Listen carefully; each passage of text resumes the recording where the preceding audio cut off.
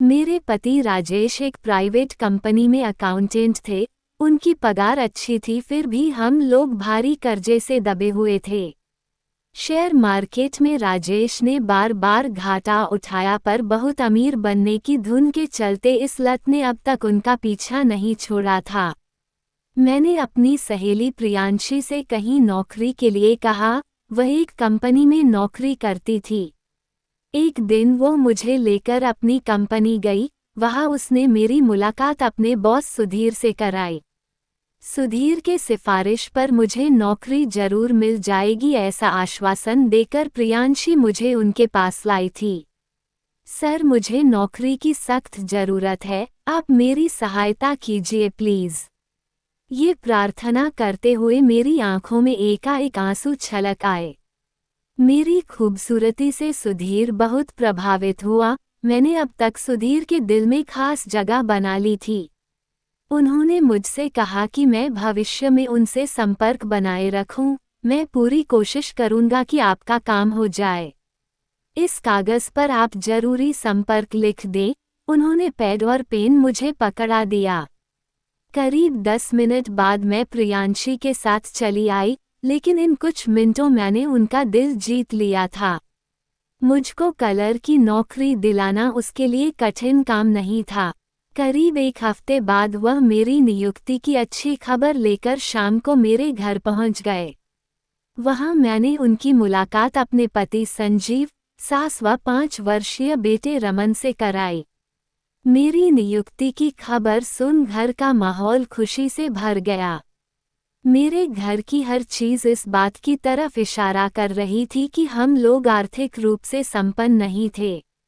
मेरे पति बातनी किस्म का इंसान था। उनकी बातों से उन्हें भी मालूम हो गया कि उसकी स्टॉक मार्केट में बहुत दिलचस्पी थी।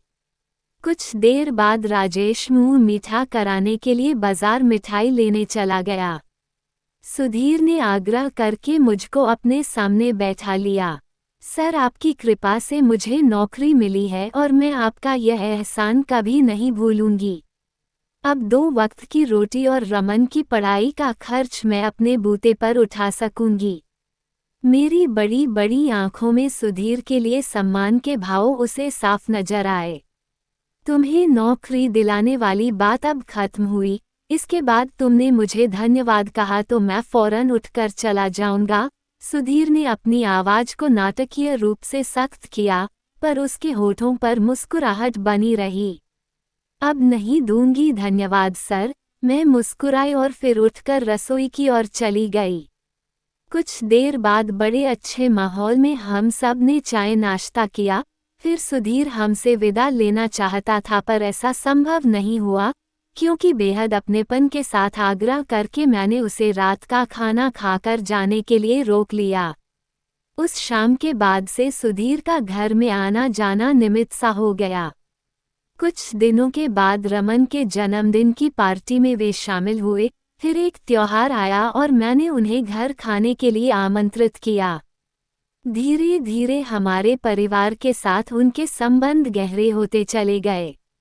मैंने देखा धीरे धीरे सुधीर मेरी तरफ आकर्षित होने लगा है।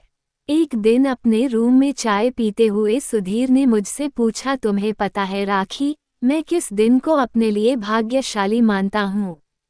आप बताओगे नहीं तो मुझे कैसे पता चलेगा? मैंने जवाब सुनने के लिए अपना ध्यान उसके चेहरे पर केंद्रित कर लिया। जिस दिन तुम मेरे पास नौकरी पाने के सिलसिले में आई थी, सुधीर ने कहा। मेरे लिए तो वह यकीनन महत्वपूर्ण दिन था। मैं बोली, पर आप क्यों उसे अपने लिए भाग्यशाली मानते हैं? वह दिन मेरे जीवन में न आया होता तो आज मैं तुम्हारे जैसी अच्छी दोस्त कैसे पाता? उसके स्वर की भावुकता को पहचान कर मैं नजरें छिपाकर फर्श को निहारने लगी। तुम मेरी अच्छी दोस्त हो ना राखी? मैंने उसकी तरफ देखकर एक बार सिर हिलाकर हाँ कहा और फिर से नीचे फर्श देखने लगी। उसने अपना हाथ बढ़ाकर मेरे हाथ पर रखा और मेरी आंखों में आंखें डालकर बोला, तुम मुझे अपना समझकर हमेशा अपने दुख दर्द मेरे साथ बांट सकती हो। थैंक्स। मेरे होठों पर छोटी सी मुस्कान उभरी। मेरे हाथ पर उसकी पकड़ थोड़ी मजबूत थी। मैंने अपना हाथ आज़ाद करने का प्रयत्न किया पर असफल रही। कुछ घबराए से अंदाज में मैंने उसके चेहरे पर खोजपूर्ण दृष्टि डाली। वह बड़े प्यार से मेरा चेहरा निहार रहा था। उसके आंखों के भाव पढ़कर मेरे गोरे गाल अचानक गुलाबी हो उठे। वह मुझे चाहता है ये बात उस दिन मैं पूरी तरह से समझ गई। उस दिन से हमारे संबंध एक आयाम में प्रवेश कर गए। हमारे लिए दोस्ती की सीमा लांघना गलत होगा सर। राजेश को धोखा देकर मैं गहरे अपराध बोध का शिकार बन जाऊंगी। जब भी वह मुझसे प्रेम का इजहार करने का प्रयास करता मेरा यही जवाब होता। मुझको उसके प्रस्ताव में बिल्कुल रुचि न होती तो मैं आसानी से उससे कन्नी काट लेती। मैं अपने घर की परिस्थितियों से खुश नहीं थी। राजेश का व्यवहार, आदतें, वह घर का खर्च चलाने में उसकी असफलता मुझे दुखी रखते। सुधीर मेरी बातें बड़े धैर्य से सुनता। जब मेरा मन हल्का हो जाता तभी वह हंसी मजाक व छेड़छाड़ शुरू कर देता। मेरे जन्मदिन से एक दिन पहले उसने जिद करके मुझसे अपने घर चलने का प्रस्ताव रखा और कहा अपने हाथों से मैंने तुम्हारे लिए खीर बनाई है, अगर तुम मेरे यहाँ चलने से इनकार करोगी तो मैं नाराज हो जाऊंगा। उसकी प्यार भरी जीत के सामने थोड़ी ना नुक्कड़ करने के बाद मुझको झुकना ही पड़ा। सुधीर ने मेरे जन्मदिन के मौके पर एक सुंदर साड़ी उपहार में दी और मुझे पहली बार उसने अपनी बाहों में भरा तो मैं घबराए लहजे में बोली, नहीं ये सब ठीक नहीं है, मुझे छोड़ दीजिए प्लीज़। अपनी बाहों की कैद से उसने मुझे मुक्त नहीं किया, क्योंकि मैं छूटने का प्रयास बड़े बेमन से कर रही थी। मेरे मादक जिस्म का नशा उस पर कुछ इस तरह हावी था कि उसने मेरे कानों और गर्दन को गर्म सांसें छोड़ते हुए चूम लिया। मैंने झुरझरी के साथ सिसकारी ली, मुंह से ना करती रही पर उसके साथ और ज्यादा मजबूती से मैं लिपट भी गई। मुझको गोद में उठाकर वहां बेडरूम में ले आया। वहां उसके आगोश में बनते ही मैंने सब तरह का विरोध समाप्त कर समर्पण कर दिया। वह मेरे बदन को चूमने लगा और मैं भी उसके गालों को चूमने लगी। हम दोनों के अंदर उठे उत्तेजना के तूफान के थमने के बाद भी हम देर तक निढाल होकर एक दूसरे से लिपट कर लेटे रहे। कुछ देर बाद मेरे सिसकने की आवाज़ सुनकर वह चौंका। मेरी आंखों से आंसू बहते देख वह प्यार से मेरे चेहरे को चूमने लगा। मेरी सिसकियां कुछ देर बाद थमी तो उसने पूछा, क्या तुम मुझसे नाराज हो? जवाब में मैंने उसके होठों का चुंबन लिया और भावुक स्वर में बोली, प्रेम का इतना आनंददायक रूप मुझे दिखाने के लिए धन्यवाद सुधीर। हमारे संबंध एक नए आयाम में प्रवेश कर गए। मैं ही नहीं बल्कि मेरे घर के बाकी सदस्य भी सुधीर को अच्छे लगने लगे। वह भी अपने को हमारे घर का सदस्य समझने लगा। वह मेरे घर वालों की जरूरतों का ध्यान रखता। एक दिन सुधीर के माता पिता उससे मिलने आए। उसके लिए एक रिश्ता आया हुआ था। वह दोनों इसी सिलसिले में उससे बात करने आए थे। उसकी माँ बोली, तुम कब चलोगे उसे देखने? किसी दिन चलेगे, उसने गोलमोल सा जवाब दिया। अगले रविवार को चले देखेंगे, उसने फिर टालने की कोशिश की। उसके पिता अचानक गुस्से में बोले, इससे तुम चलने को हाँ नहीं कहवा सकोगी, क्योंकि आजकल इसके सिर पर उस राखी का जुनून सवार है। प्लीज पापा बेकार की बातें ना करें, राखी से मेरा कोई गलत रिश्ता नहीं है। वह नाराज हो उठा। अपने बाप से झूठ मत बोलो सुधीर, यहाँ क्या चल रहा है, इसकी रिपोर्ट मुझ तक पहुँचती रहती है। लोगों की गलत व झूठी बातों पर आप दोनों को ध्यान नहीं देना चाहिए। उसकी माँ ने पिताजी को चुप कराकर उसे समझाया, सुधीर सारी कॉलोनी राखी और तुम्हारे बारे में उल्टी सीधी बातें कर रही है। उसका यहाँ आना जाना बंद करो बेटा, नहीं तो तुम्हारा कहीं रिश्ता होने में बड़ा झंझट होगा। माँ, किसी से मिलना जुलना गुनाह है क्या? मेरी जान पहचान और बोलचाल सिर्फ राखी से ही नहीं, मैं उसके पति और उसकी सास से भी खूब हंसता बोलता हूँ। कुछ देर और समझाने के बाद माँ पिताजी को लेकर चली गई। उनके जाने के काफी समय बाद तक वह बेचैन व परेशान रहा। फिर शाम को जब उसने मुझसे फोन पर बातें की तब उसका मूड कुछ हद तक सुधरा। एक दिन मुझको अपनी बाहों में भरकर सुधीर बोला, मेरा मन करता है कि तुम हमेशा मेरी बाहों में इसी तरह बनी रहो, अब तो अपने इस घर का अकेलापन मुझे काटने लगा है। उदास से लहजे में मैंने जवाब दिया, हम दोनों को सामाजिक कायदे कानून का ध्यान रखना ही होगा। अपने पति व सास को छोड़कर सदा के लिए आपके पास आ जाने की हिम्मत मुझ में नहीं है। फिर मेरा ऐसा कदम बेटे रमन के भविष्य के लिए ठीक नहीं होगा और उसके हित की फिक्र मैं अपने जान से ज्यादा करती हूँ। जो बात दिमाग में बैठ जाए फिर उसे भुलाना या निकालकर बाहर फेंकना बड़ा कठिन होता है। मैं सुधीर के बहुत करीब थी, फिर भी उसके अंदर का असंतोष और बेचैनी बढ़ती ही गई।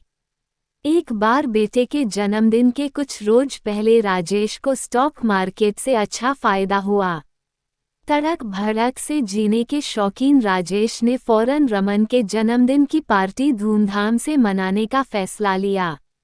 उस दिन घर के आगे टेंट लगा, हलवाई ने खाना तैयार किया।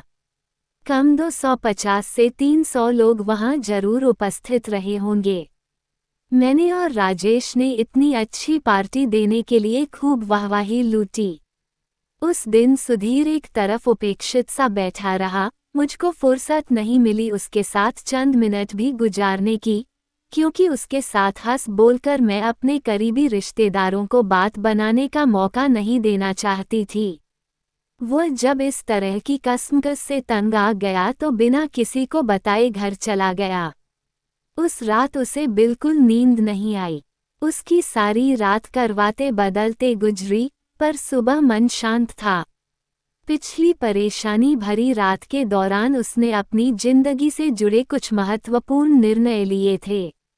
अगले दिन जब मैं उसके पास गई तो उसके गंभीर चेहरे को देखकर मैं चिंतित स्वर में बोली, क्या आपकी तबीयत ठीक नहीं है? मैं ठीक हूँ, उसने मुझे अपने सामने बैठने का इशारा किया। कल पार्टी में किसी ने कुछ गलत कहा, गलत व्यवहार किया, मैं परेशान हो उठी। नहीं, ऐसी कोई बात नहीं हुई। फिर यूं बुझे बुझे से क्यों लग रहे हो? रात को ठीक से सो नहीं पाया? किसी बात की परेशानी थी? हाँ, मैं तुम्हारा ही इंतजार कर रहा था राखी, कुछ जरूरी बातें करनी है मुझे तुमसे। कहो, मैंने बोला। उसने भावहीन स्वर में मुझे बताया, मैं आज उस लड़की को देखने जा रहा हूँ जिसका मेरे लिए रिश्ता आया है। मैं तो हमेशा आपको वहाँ जाने की सलाह देती रही हूँ राखी, मैं खुद नहीं जाता क्योंकि तुम्हारे अलावा किसी और स्त्री को अपनी जिंदगी में प्रवेश देना मुझे अनुचित लगता था। वैसा करना उस लड़की के साथ धोखा करना होता। क्या अब आपने मुझे अपने दिल से निकालने का फैसला कर लिया है? ये कहते कहते मेरी आंखों में आंसू छलक आए। राखी, तुम बिना आंसू बहाए मेरी बात को समझने की कोशिश करो प्लीज। उसने अपनी आवाज को कमजोर नहीं पने दिया। देखो, तुम्हारी घर गृहस्थी सदा तुम्हारी रहेगी, मैं चाहकर भी उसका स्थायी सदस्य कभी नहीं बन सकता हूँ। तुम्हारा नाम राजेश के साथ ही जुड़ेगा, मेरे साथ नहीं। ये बात कल रात मुझे बिल्कुल साफ नजर आई। चोरी का मीठा फल खाने का अपना मजा है। तुम्हारे प्यार को मैं बहुत कीमती व महत्वपूर्ण मानता रहा हूँ। अब थक गया हूँ अकेले इस घर में रातें बिताते हुए। अब मैं सिर्फ फल खाना नहीं बल्कि अपनी छोटी सी बगिया बनाना चाहता हूँ, जिसे मैं अपना कह सकूं, जिसे फलता फूलता देख मैं ज्यादा खुशी व सुकून महसूस कर सकूं।